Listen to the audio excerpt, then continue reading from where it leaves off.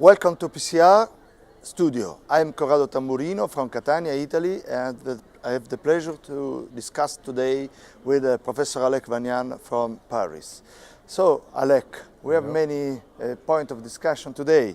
First of all, TAVI innovation. So, there is something new in terms of new valves in the pipeline? Thank you, Corrado. Yes, yesterday you very elegantly presented 7 new valve, new type of valve, which just got the CE mark. So they are, about to start in a practice, and they share many common components.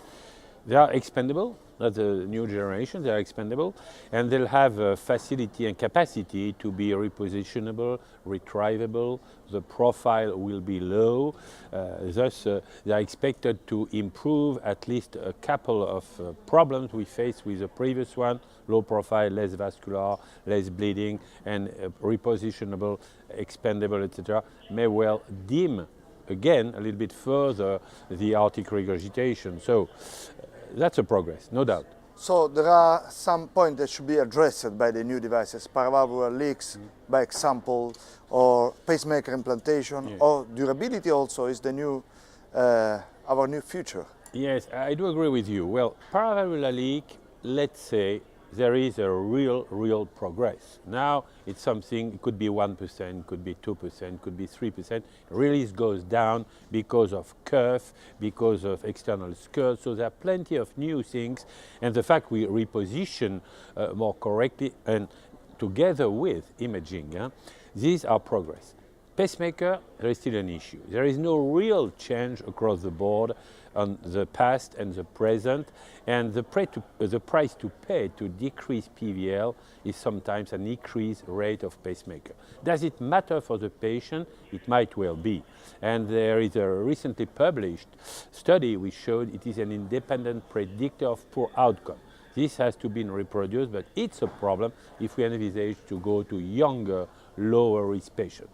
Durability, big question mark. We heard a nice preliminary presentation during PCR showing that there is some deterioration after 5 years up to 10 years. This is not to be unexpected. We knew that from surgery. Surgical valves. Exactly as surgical valve. We have to look at it carefully, but we have extremely good signals. From the randomized study, the partner, 5 years follow-up, no difference between surgery and TAVI in a very well-controlled study. We have long-term results from the UK, from Italy, from France, no bad signals. And in the hand of the interventionist, we have the potential of TAVI in a TAVI. You are studying, you are running such a registry. I think we have plenty of things with us. Last point is neurological issues. Well, neurological issue is still too many because it's always dramatic for the patient. But with no clinical impact by the fact. Okay, no, there is no increase in strokes in comparison with surgery, so that's pretty clear now. There is a slight decrease over time. Well, we have to very carefully look at the clinical outcome with a protective device, because the protection device covers only a short period, and we know that these strokes may be related to arrhythmia. AFib, we have to do our best to prevent AFib, could be due to other factors, and now I think we have to work more on the antithrombotic regimen, and we have also to detect the arrhythmia which are silent. So there are plenty of things. And yesterday, Georg Nikonik stated very correctly, there are no sufficient data to propose to all our patients cerebral protection device. We have to work on it, but it's probably too early. Last burning question, imaging. Yeah. There is something new that we should address on imaging? Well, yes. During this Congress, we heard so many excellent presentations on the progress of imaging.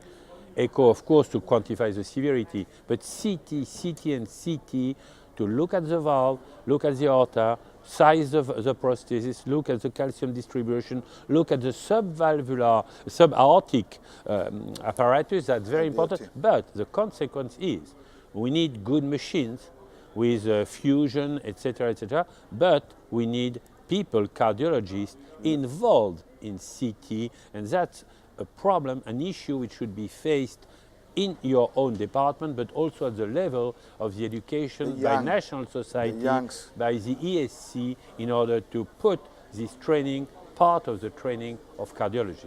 So, summing up this brief interview, we understood that there are many valves, new valves on the pipeline and the mark with the CE mark, and so we are waiting for some improvement for some aspects, such as paravalvular leak, no neurological so far, and the pacemaker implantation.